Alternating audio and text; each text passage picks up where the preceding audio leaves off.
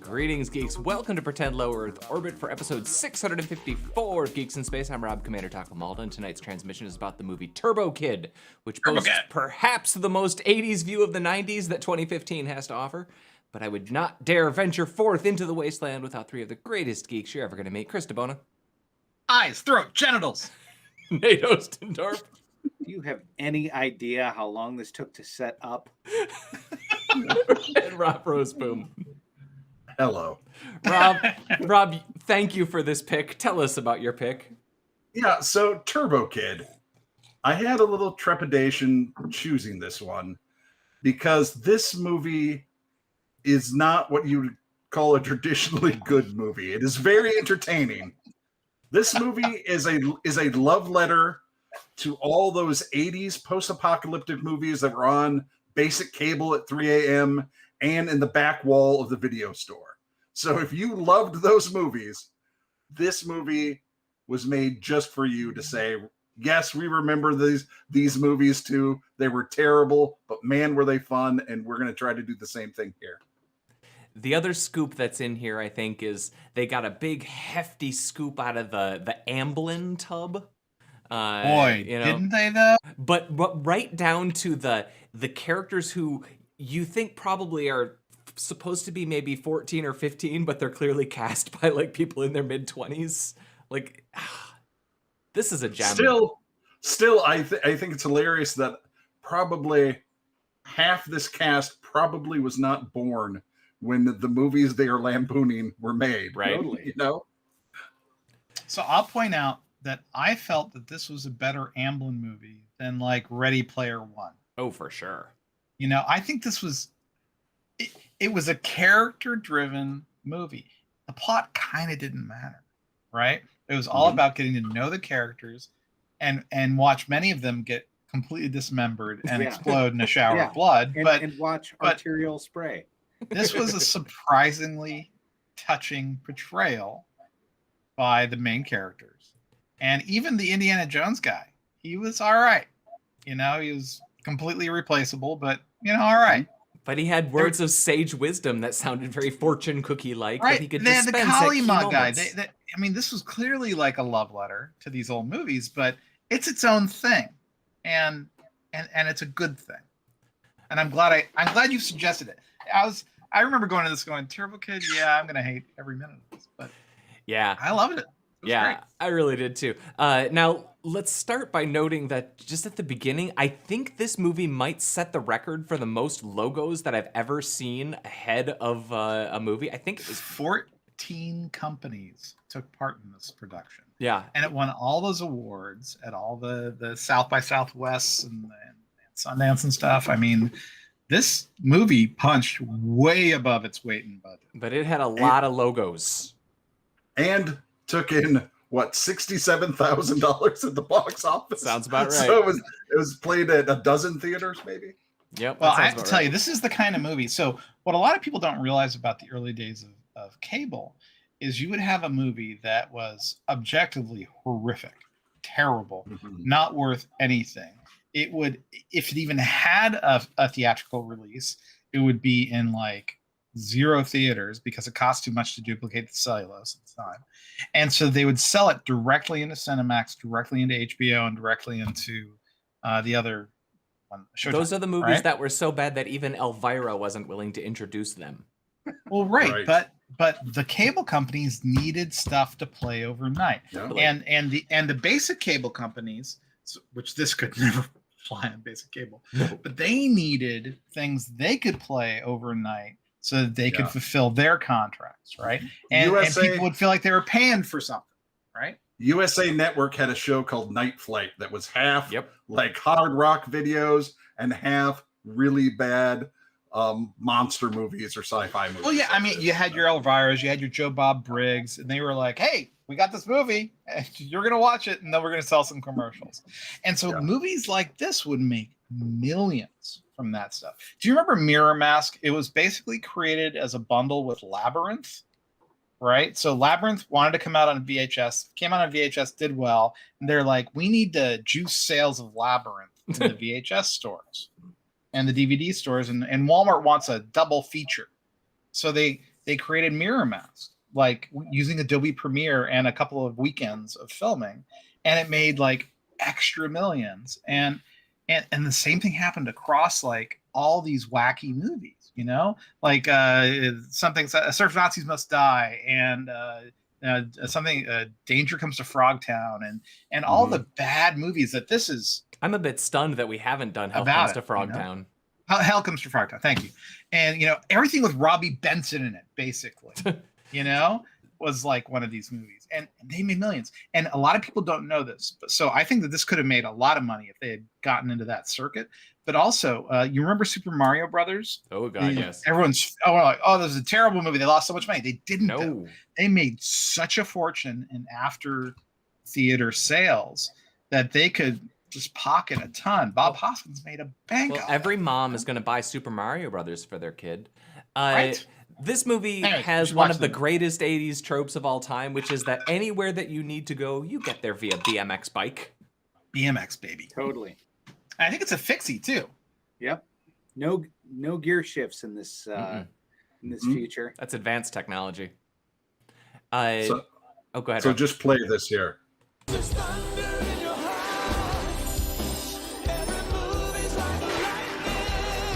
So you could stop the movie right here, and you know what you're in for, right? Yeah. That soundtrack and that logo let you know.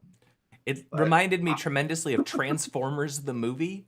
I think that it used some similar stuff, but I have a confession to make. This morning, after rewatching this movie, I downloaded the 2-hour and 20-minute soundtrack and have been listening to it on shuffle all day. Does it have the add-on music from that? That's the closing credits song. Oh, okay. So that was probably produced at the same time as this. Yeah, the music is choice. Super choice. That font, the graphics, the super graphics. They do a great job of introducing his little underground lair. Yeah.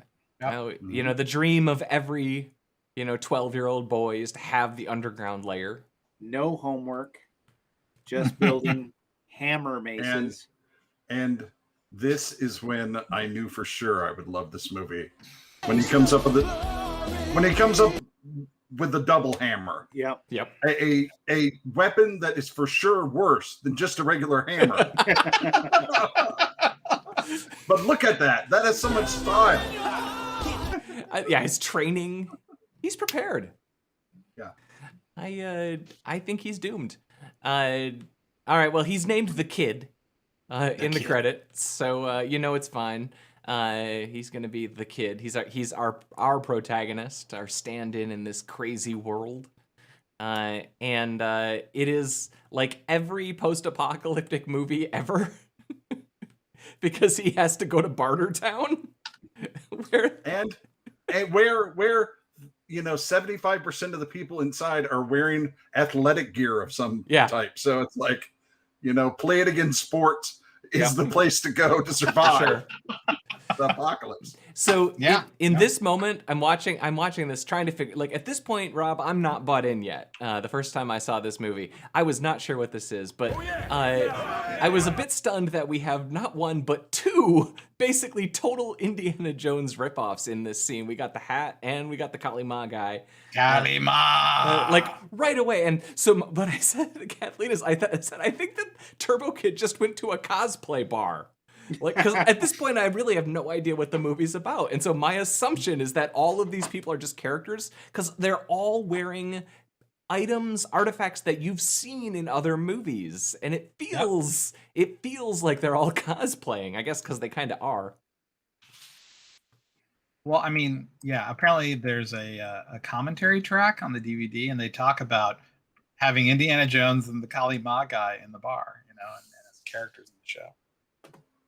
But yeah, everybody's great. They arm wrestle with the branding iron. What happens to that guy is so funny. Yeah, but it's great because they set him up. His strength is arm wrestling.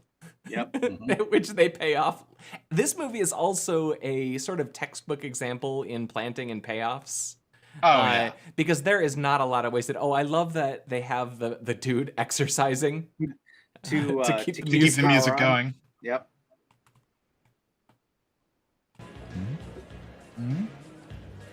Oh, I guess my time must be a little bit off. I was trying to get the part where he yells at the peddler. Oh. He tells him, "Keep peddling, you piece of shit." But that's all right. Battle, you piece Keep of crap. pedaling. Personal space, the arm length radius, yeah? My motherfucking comfort zone. Rob, So I this- thought this- of you. Yeah. Yes. This sage Yes. elder, that the first bit of wisdom that you learn from him is, please don't invade personal space. Yeah, I mean, I've referred to it as my 5-foot kill zone for years, and he calls it his comfort zone. So, yeah. So then we set up the pool and Michael Ironsides. So, what do you think was the most expensive thing in this movie? The special effects or Michael Ironsides? It's got to be him. I don't know. He seems like he's about ready for cameo. Mm-hmm. Oh no, he's on Cameo. I'm sure. I hope so. If so, we should definitely get some sage wisdom from him. What a fun part. He has so much fun as Zeus, just chewing up every moment he possibly can on screen. And all the while you're like, you're not even in a Paul Verhoeven movie this time. This is great.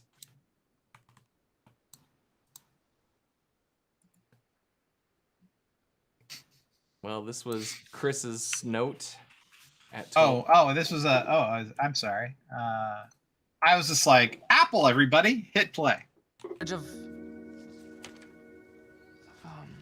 Hey.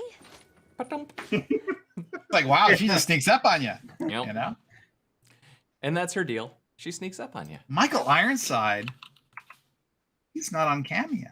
So this was the part of the movie where I was like, oh no. Because Apple is annoying. And she's really annoying. And I'm kind of sick of the manic pixie dream girl trope. And through this whole scene, I'm like, oh, you're a lot. You might be a little too much.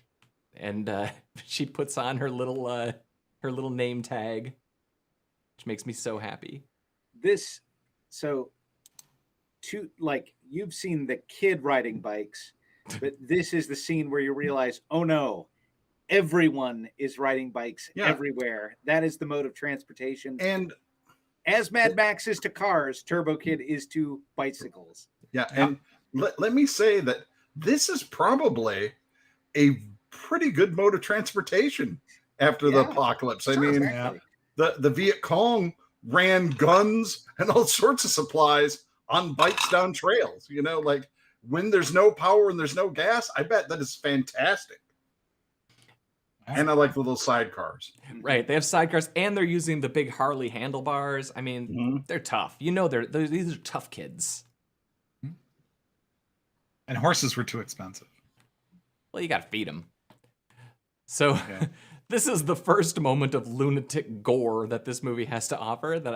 This is the moment where you kind of get a sense of the tone, because before it's been just all kind of weird and quirky, but now it's this. Yeah. But wait Life for is it. cheap in that post-apocalypse Bam. time. They finish off. Well, the P With the is P. still going. The P is fantastic. That is such a good touch. So in that moment, I'm thinking to myself, yeah, this movie could be good. I'm still not sold yet. But check this guy out. Yeah, I mean, just your main villain henchman has a buzzsaw hand, and the amount of gore opportunity that opens up is truly breathtaking. I feel like this character walked out of like Teenage Mutant Ninja Turtles. He's like Casey totally. Jones. It's so 80s, like, you know, the MF Doom mask, the football shoulder pads, like Yeah.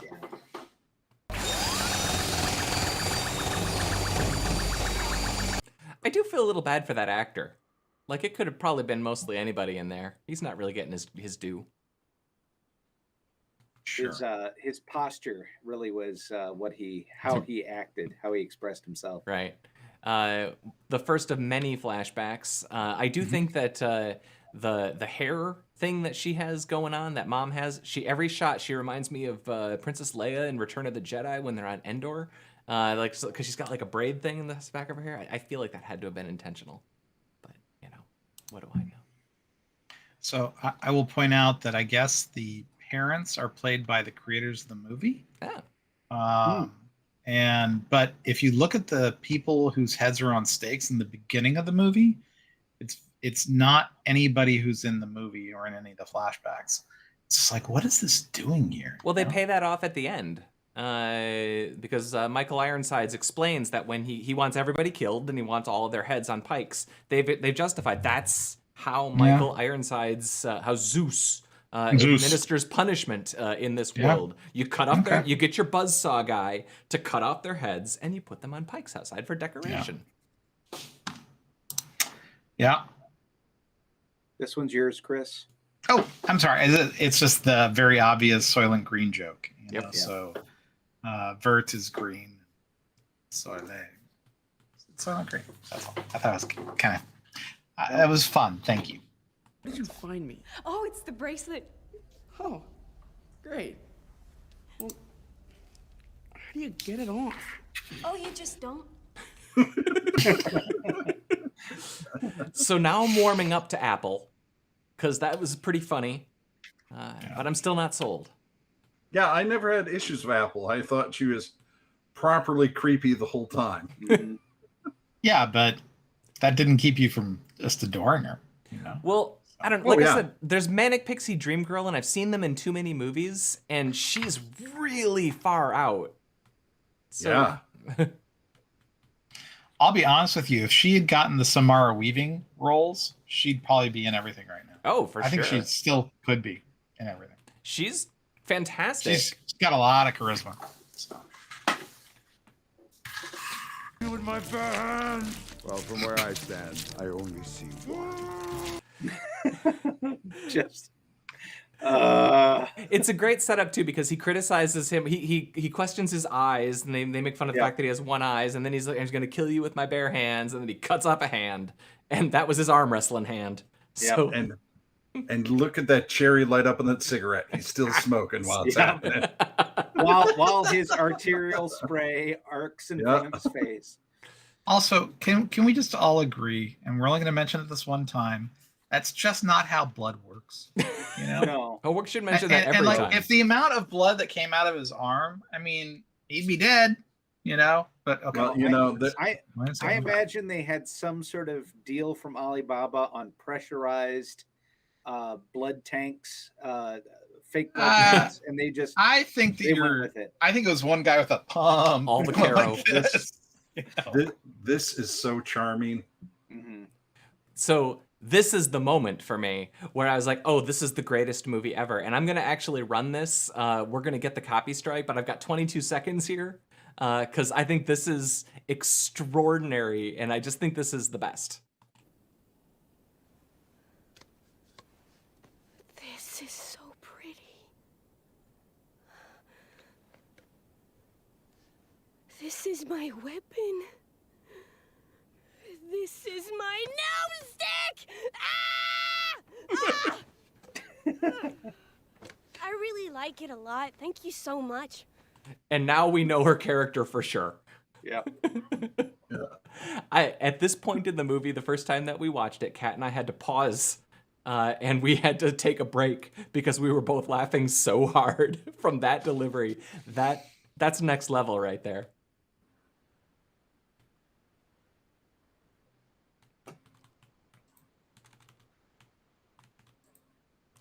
So we actually the ViewMaster was set up earlier because he keeps the things in his fort, but now of course he demonstrates it to her because this whole movie is just setups and payoffs executed one after another. Yep. I mean the what are those called? ViewMaster. ViewMaster. It pays off like 3 times. Yep. Mm-hmm. I I found this. Who didn't have one of these Plasma things? ball, yeah. My note here is that this is about as low effort as you can get because everybody had one of these or knew somebody who did, and this is the key to turn on the ship or whatever. Gentlemen, there's one of those in the room next door. I mean, it's half the reason why you walk into Radio Shack. That's a big one too. That's like a 12-inch. Yeah, I couldn't afford that one. I had the slightly smaller. So They put a lot of work into this spaceship. They did, but this is where he finds, they've already set up now that he's the fan of the Turbo Kid. It's never totally clear, like, what's real and what's fake, right? Because he's got a comic book about Turbo Kid, and then he finds all of this armor and the power glove, which is apparently, so is Turbo Kid real? Or Turbo Man? Well, when so this scene, I was pretty sure that we were in a fever dream from when he got scratched by the rat. Yep. I was wondering if that's where they were going to go with all this, But yeah, he's got a turbo glove, so he's good. D-pad. Yeah. Now he's playing with power. I didn't get the time code, but so here we go. He tests out the weapon. Bam! And that hand animated. Yep. And that's another thing that just makes me so happy about this. So many of the special effects are practical, but even the ones that are obviously done in post are done like in a manner in keeping with the style of the 80s. There's only a couple of effects in the whole movie that are like, yep, you CG'd that. And I bet there's a lot of CG in there, but it's done tastefully and we didn't recognize it. But the aesthetic of this movie is being really carefully paid attention to, and I respect that. Yeah. I just love that they call the guy Skeletron. There's so many good things about this movie.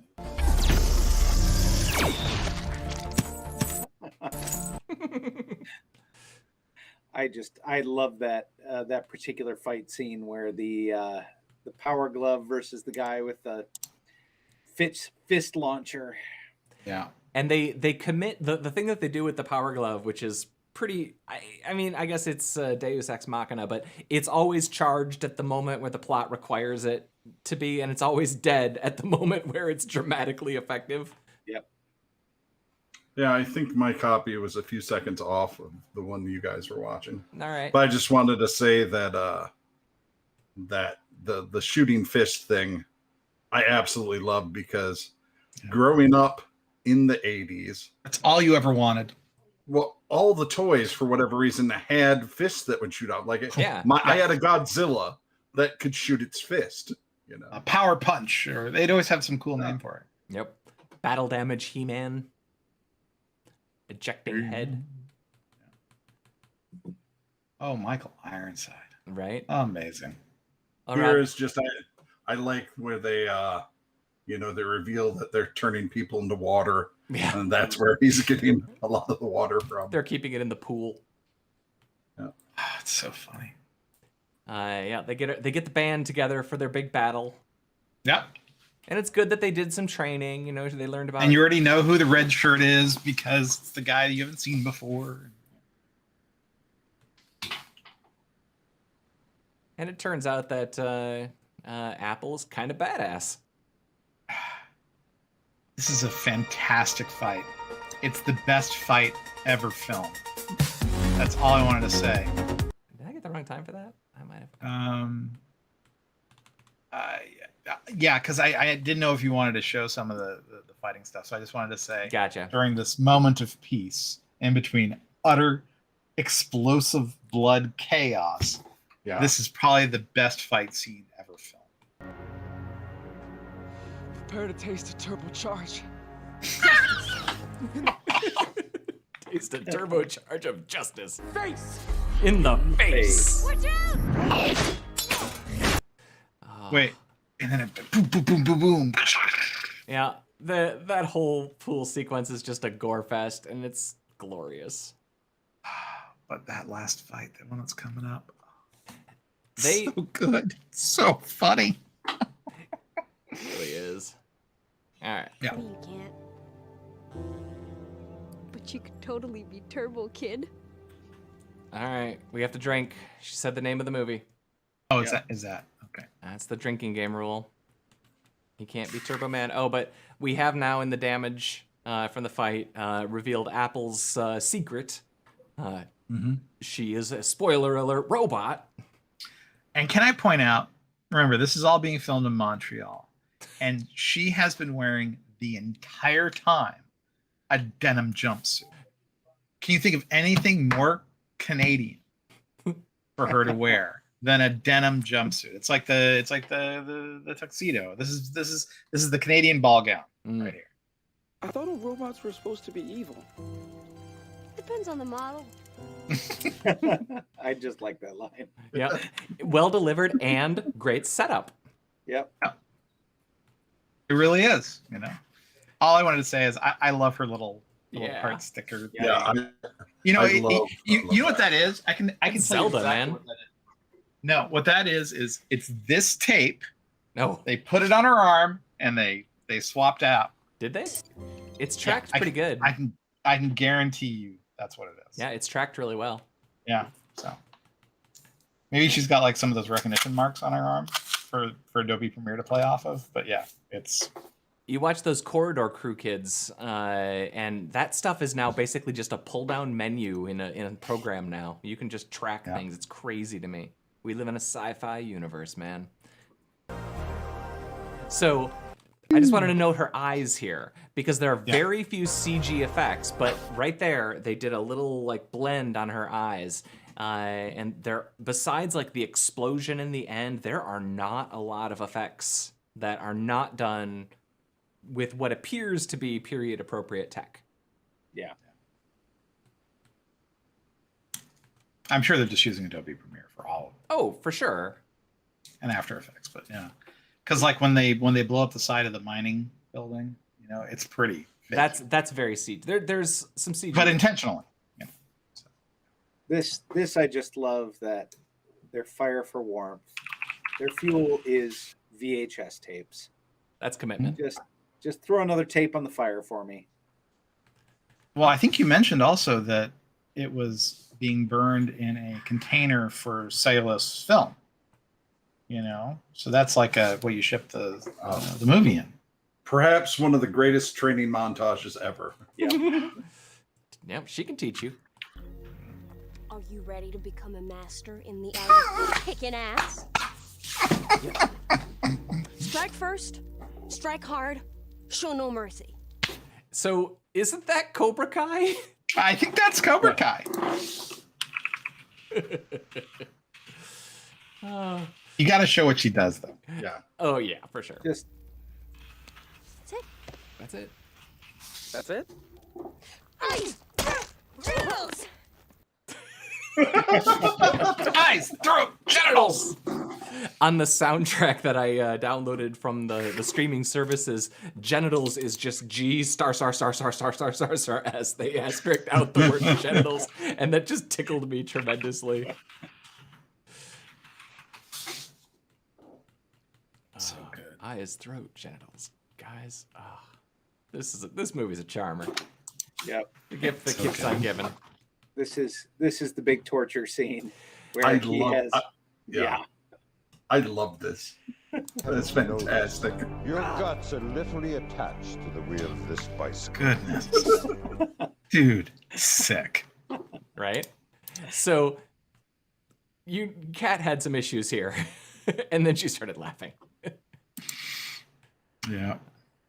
Just trying to frame through. There we go. He's got some rope. He's not happy. This is a long sequence. Yeah. I guess if you set all this up in production, you gotta really make it pay off.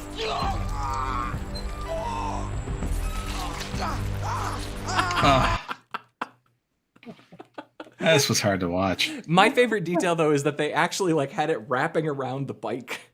Like they made enough intestines that they could go all the way around the bike.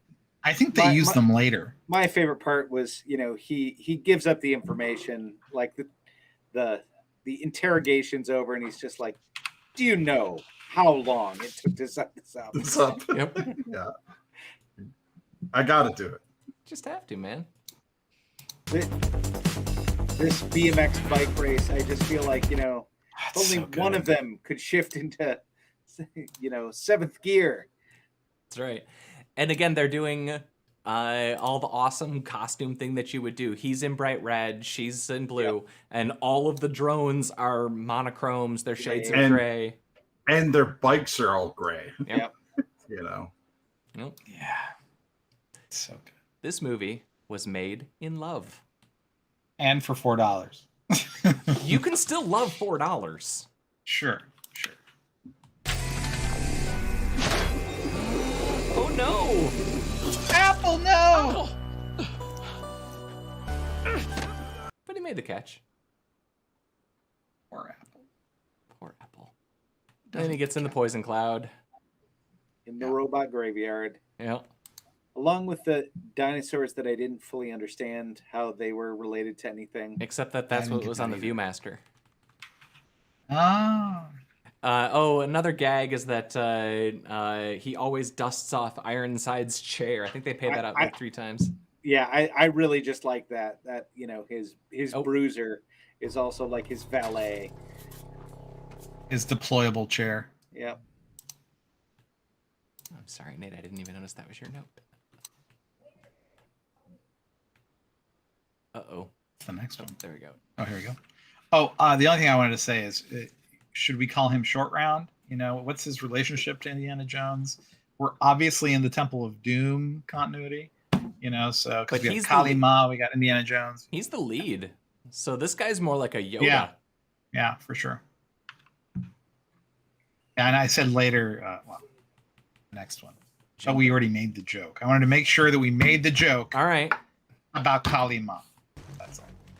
All right. Well, we got it. I just wanted to make sure we called it out because it's they put a lot of effort. They did. They probably spent as much on that costume as almost anything.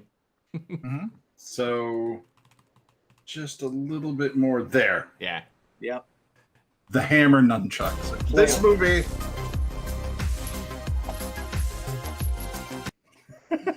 This movie pays off so much for me.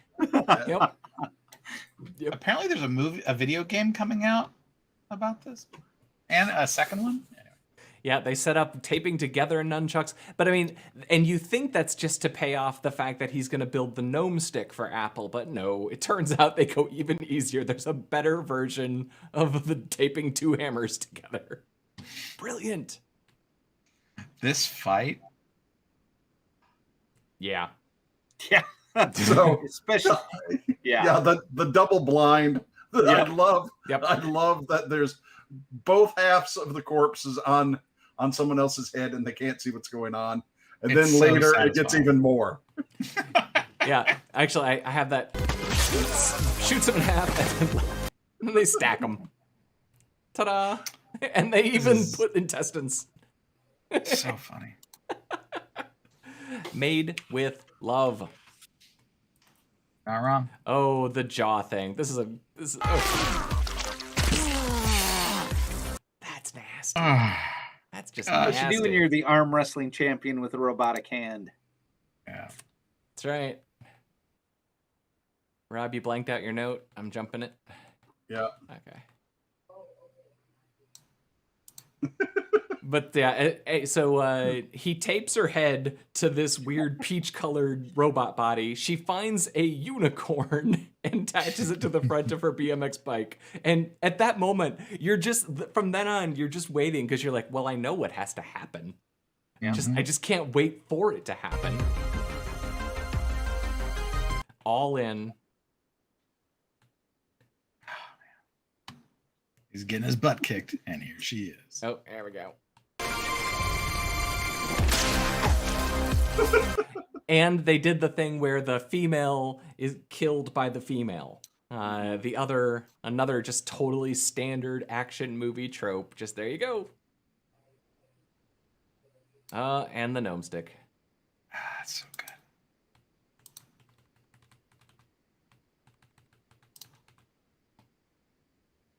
good. It's over, Zeus.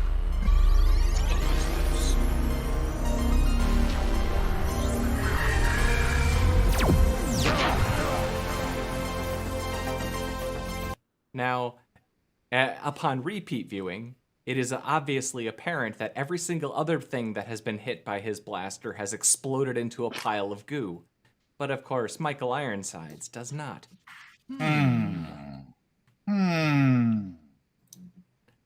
Let's see. And then what? That's Here we go. suspicious. I'll see if I can get before the shot.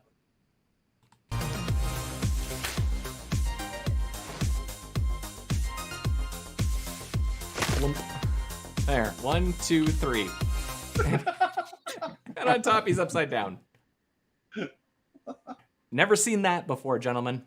And that is one of the highest. Haven't. That's one of the highest praises I can ever make to a movie. Never seen that before.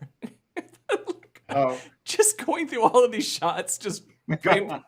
Go back to like 1/20/15. The blood rain. All right, and just start playing. Beautiful. Yep.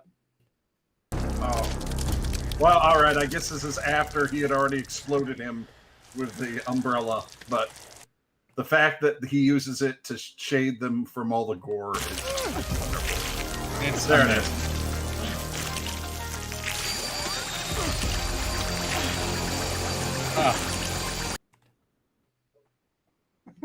Opens the umbrella, it explodes. There it is. And they stand in the blood rain. Beautiful. It's for 10 minutes. Oh, yeah. The blood rain falls. Yeah. It's amazing. It's a mess. Cleanup is gonna be a bitch. Sure is. I am a CC-111 corporate companion designed to create and instigate corporate policy. What a weird thing.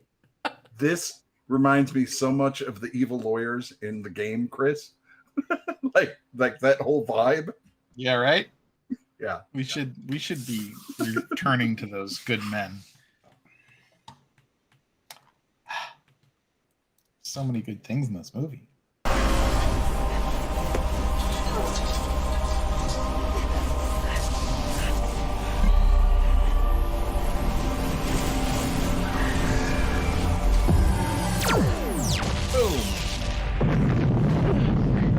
Apple shields him, and maybe the only CG effect in the whole movie that I kind of had a problem with. Yep. Like I would have been whatever. much happier with just like the cheap superimposed The fireworks. Yeah, something cheap. This is pretty cheap. But it's cheap CG. I would have preferred like something. I think this is right out of like a Fallout trailer. I think they just found like the, this is not expensive. I am not implying that's expensive. I feel that it doesn't. It looks quite, too good. It looks like CG, and none of the other CG in the movie looks like CG. It's all done in the form of the era. But the bomb goes off, and of course the quarry then reveals that it's filled with water.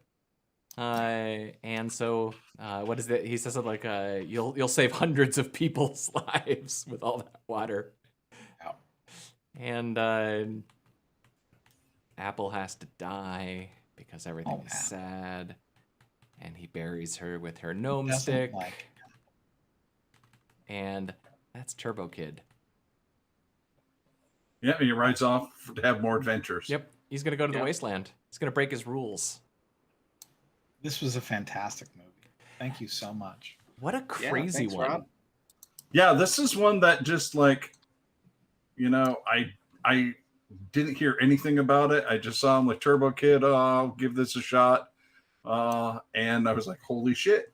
It's amazing. This is delightful. It is absolutely delightful. It is. Made with love. A tribute to all of the things that I loved in those movies. And frankly, just a good movie. Like, it's a charming way to spend an hour and a half. And I watch a lot of movies, and they don't all hit that level. It's my turn next week, right? It is. All right. What you got for us? Well, I had another choice, but I realized that there's something coming up on the calendar that may or may not actually happen, but it's going to require me to step back in time, and I need you guys to do it with me. In like 4 weeks, Dune is coming back. True. Which means we have to watch Dune. Right. Now, we can discuss offline which Dune. Which cut of Dune? Which cut Yeah. of Dune? 13-hour cut, please. I don't know which cut. I don't know anything about it. I haven't done any research. I figure the more Dune-oriented folks on the call, of which I know for sure there's one, but there might be 2 or 3, Love me some Dune. would have opinions. And so I want to make sure that we watch the right cut. But I want to give that movie an honest shake before the new one comes out. All right. That's my pick. So it goes. Gentlemen, Rob, thanks for Turbo Kid. Indeed. And farewell, Christabona. I'm buying a Turbo Kid t-shirt. And goodbye, Nate Ostendorf. Good night. I was Rob Commander Taco Maldo. See you Friday with some news. Bye.